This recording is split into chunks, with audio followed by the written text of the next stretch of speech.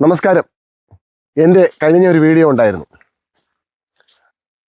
അറുവാണിമാരും അറുവാണന്മാരും ഒത്തിരി പേർ കണ്ടു. ആ വീഡിയോയുടെ അടിയിൽ കുറേയേറെ പേര് തെറി വിളിക്കുന്നുണ്ട്. ചിലർ എന്നെ ഉപദേശിക്കുന്നുണ്ട്, നിങ്ങളൊരു വക്കീലല്ലേ, വക്കീലിൻ്റെ മാന്യത കാത്തു സൂക്ഷിക്കണ്ടേ, വക്കീലന്മാർക്ക് പ്രത്യേക അന്തസ്സുണ്ടെന്നും ഒക്കെ പറഞ്ഞുകൊണ്ടുള്ള കുറേ ഉപദേശങ്ങൾ. ഈ വക്കീലന്മാർക്കായിട്ട് മാത്രം ഒരു അന്തസ്സുണ്ടോ? അല്ല, വക്കീലന്മാർക്ക് അന്തസ്സ് പാടുള്ളൂ എന്നുണ്ടോ? ബാക്കി മനുഷ്യർക്കൊന്നും അന്തസ്സില്ലേ? അങ്ങനെ എല്ലാ മനുഷ്യർക്കും ഇല്ലാത്ത അന്തസ്സ് എനിക്കും വേണ്ട. വക്കീലിന് പ്രത്യേക ഒരു അന്തസ്സ്. വക്കീലന്മാർ ഇങ്ങനെയൊക്കെ ആയിരിക്കണം, വക്കീലന്മാർ ചതുരവടിവിൽ നടക്കുന്നവരായിരിക്കണം, വക്കീലന്മാർ വെളിയിൽ ഇറങ്ങിയാലും വക്കീലന്മാരായിരിക്കണം എന്നൊക്കെയുള്ള ചില മിഥ്യാധാരണകളുണ്ട്.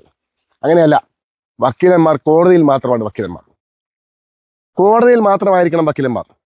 വെളിയിലിറങ്ങി വക്കീലന്മാരുടെ ഭാവവും ജാടയും വേലയും അഭ്യാസവും ഒക്കെ കാണിച്ചുകൊണ്ട് നടക്കുന്നതിൽ എനിക്ക് വലിയ താല്പര്യമില്ല. ഞാൻ അങ്ങനെയുള്ള ആളല്ല. ഞാൻ ആരുടെ തോളിലും കൈയിടും, ആരോടൊപ്പം നടക്കും, എവിടെയും പോകും. എനിക്ക് ദോഷം വരാത്ത ആരുമായിട്ടും ഞാൻ കൂട്ടുകൂടും. അതിനകത്തൊന്നും എനിക്ക് അഭിമാനബോധമോ മാനബോധമോ അങ്ങനെയൊന്നുമില്ല. ആരും ചെറിയവരല്ല, ആരും മോശക്കാരല്ല എന്ന ധാരണയാണ് എനിക്കുള്ളത്. ചിലരൊക്കെ ഉണ്ട്, ചിലരോടൊന്നും സഹകരിക്കാൻ പറ്റത്തില്ല. നമ്മുടെ ആ സ്റ്റാറ്റസിന് കുറവ് വരും. ഒരു കുറവും വരത്തില്ല. നമ്മൾ എല്ലാവരുമായിട്ട് സഹകരിക്കണം. നമ്മൾ എന്തും പറയണം.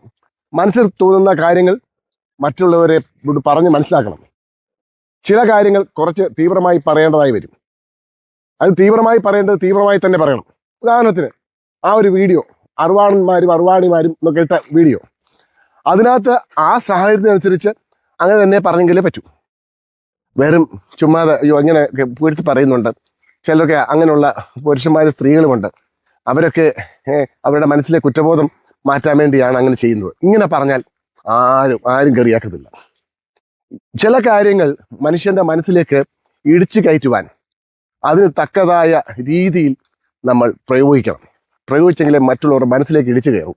ഞാൻ കൊടുത്ത സന്ദേശം ഇങ്ങനെ ഒരു അടിസ്ഥാനവുമില്ലാതെ ഇണകളെ പുകഴ്ത്തുന്ന ഇണകളെ പറ്റിയാണ് ഞാൻ പറഞ്ഞത്. അങ്ങനെ ഒത്തിരി പേര് സമൂഹത്തുണ്ട്. നമുക്കൊക്കെ അങ്ങനെ പുകഴ്ത്തുന്നവരോട് പുച്ഛവും വെറുപ്പും ഒക്കെ തോന്നാറുമുണ്ട്. പക്ഷെ നമ്മൾ ആരും പറയാറില്ല. ഒരു സത്യസന്ധതയും ഇല്ലാതെ പുകഴ്ത്തുന്നതാണെന്ന് നമുക്ക് മനസ്സിലാകുകയും ചെയ്യും. എന്നാലും നമ്മൾ പറയാറില്ല. അങ്ങനെ പലപ്പോഴും സഹികെട്ട ഒരാളാണ് ഞാൻ. ഇവരുടെ ഈ പുകഴ്ത്തലും ഇവരുടെ ഈ ജാടയും വേലയും അഭ്യാസവും ഒക്കെ കാണുമ്പോൾ എനിക്ക് തോന്നിയിട്ടുള്ള വികാരം ഞാൻ ശക്തമായി അവതരിപ്പിച്ചു. അത് ഒത്തിരി പേർ കണ്ടു. കണ്ടവരെല്ലാം എന്നെ ചീത്ത വിളിക്കുന്നവരല്ല. ഭൂരിപക്ഷം പേരും അതിനകത്ത് അനുഭാവപൂർവ്വം മറുപടി പറഞ്ഞവരാണ്. എന്നെ വിളിച്ചിട്ടുള്ളവരുണ്ട്, സ്ത്രീകൾ വരെയുണ്ട് എന്നെ വിളിച്ചിട്ടുള്ളവർ. ഉഗ്രൻ, ഇങ്ങനെ തന്നെ പറയണം, ഇങ്ങനെ കുറെ അവന്മാരും അവളുമാരും ഉണ്ട് എന്നൊക്കെ പറഞ്ഞ് വിളിച്ചിട്ടുള്ള സ്ത്രീ പുരുഷന്മാരും ഉണ്ട്. അപ്പോൾ എന്നെപ്പറ്റി ആരെന്ത് ധരിച്ചാലും എനിക്ക് വലിയ പ്രശ്നമൊന്നുമില്ല. എൻ്റെ പ്രൊഫഷൻ ഞാൻ കോടതിയിലാണ് ചെയ്യുന്നത്. വെളിയിലല്ല, പൊതുസമൂഹത്തല്ല, റോഡിലല്ല, ഞാൻ വീട്ടിലിരിക്കുമ്പോഴല്ല, ഞാൻ കുളിക്കാനും ഒക്കെ പോകുമ്പോഴല്ല, ഞാൻ വിനോദയാത്ര പോകുമ്പോഴല്ല, ഇവിടെ ഒന്നുമല്ല. കോടതിയിൽ പോകുമ്പോൾ മാത്രമേ ഞാൻ വക്കീലാകുന്നുള്ളൂ. ഒരു വക്കീലിന് പ്രത്യേകിച്ച് വലിയ പദവിയും ഉന്നത സ്ഥാനവും ഒക്കെ ഉണ്ടെന്ന് ഞാൻ വിശ്വസിക്കുന്നില്ല. അയാൾ വക്കീലിന്റെ ജോലി ചെയ്യുന്നു, മറ്റൊരാളുടെ ജോലി ചെയ്യുന്നു, അതുപോലെ തൊഴിൽ, അത്രയേ ഉള്ളൂ.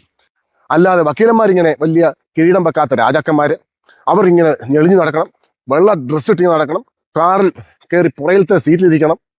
ഞാൻ അങ്ങനെ, ഞാൻ സ്കൂട്ടറിലാണ് എൻ്റെ ഓഫീസിൽ പോകുന്നത്. എനിക്ക് കാറൊക്കെ ഉണ്ട്, പക്ഷേ ഞാൻ സ്കൂട്ടറിലാണ് ഓഫീസിൽ പോകുന്നത്. മഴയത്ത് പോലും ഞാൻ കാർ എടുക്കാറില്ല. എനിക്ക് സൗകര്യം സ്കൂട്ടറാണ്. അങ്ങനെയുള്ള ജാടയും വേലയും അഭ്യാസമൊന്നും എനിക്കില്ല. എനിക്കതിൻ്റെ ആവശ്യമില്ല. അല്ലാതെ എനിക്ക് കഴിവുണ്ടെന്നുള്ള തോന്നൽ എനിക്കുണ്ട്. അങ്ങനെ ഇല്ലാത്തവന്മാരാണ് മുഖത്ത് വലിയ ഭാവമൊക്കെ കാണിച്ച് നടക്കുന്നത്. നമുക്ക് അങ്ങനെയൊന്നുമില്ല. നമ്മളിങ്ങനെ സാധാരണ രീതിയിൽ അങ്ങ് പോകും. സാധാരണ രീതി ജീവിച്ച് മരിക്കാനാണ് എനിക്കിഷ്ടം.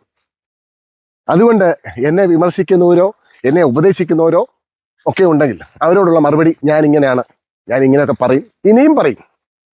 മറ്റുള്ളവർക്ക് ദോഷം വരാത്ത എന്തും പറയും. മറ്റുള്ളവർക്ക് ദോഷം വരുന്നൊന്നും പറയത്തുമില്ല. പിന്നെ കോമൺ ആയിട്ടുള്ളൊരു കാര്യം പറഞ്ഞു. ആരെയും ചൂണ്ടിയല്ല, ആരെയും എടുത്തു കാട്ടിയല്ല, ആരെയും അപഹസിച്ചല്ല, ആരെയും പരിഹസിച്ചല്ല. പക്ഷേ ഇങ്ങനെ ചെയ്യുന്നവർ അത് മനസ്സിലാക്കണം. മറ്റുള്ളവർക്ക് ഇത് മനസ്സിലാകുമെന്നുള്ളത്. അല്ലാതെ മറ്റുള്ളവരെല്ലാം വിഡ്ഢികളാണ് എന്ന് കരുതരുത്. അതിനുവേണ്ടിയാണ് ആ വീഡിയോ ഇട്ടത്. ഇനിയും ഇത്തരത്തിലുള്ള വീഡിയോകൾ ഇടയ്ക്കിടയ്ക്ക് വരും. പല വീഡിയോകൾ. എൻ്റെ വീഡിയോകളൊന്നും ഒരേ തരത്തിലുള്ള വീഡിയോകളല്ല, പലതാണ്. എൻ്റെ എല്ലാ ആക്ടിവിറ്റീസും ഞാൻ എൻ്റെ വീഡിയോയിൽ കൂടി പരസ്യം ചെയ്യാറുണ്ട്. അത് പണ്ട് പോലെ അങ്ങനെയാണ്. അത് സഹിഷ്ണുതയുള്ളവർ കാണുക, സഹിഷ്ണുയില്ലാത്തവർ കാണണ്ട. ആരെയും ഞാൻ നിർബന്ധിക്കുന്നില്ല. സന്തോഷമായി ജീവിക്കാനുള്ള വഴി മാത്രമേ ഞാൻ തേടുന്നുള്ളൂ. അതിലെ രസങ്ങൾ മാത്രമേ ഞാൻ തേടുന്നുള്ളൂ. നന്ദി, നമസ്കാരം.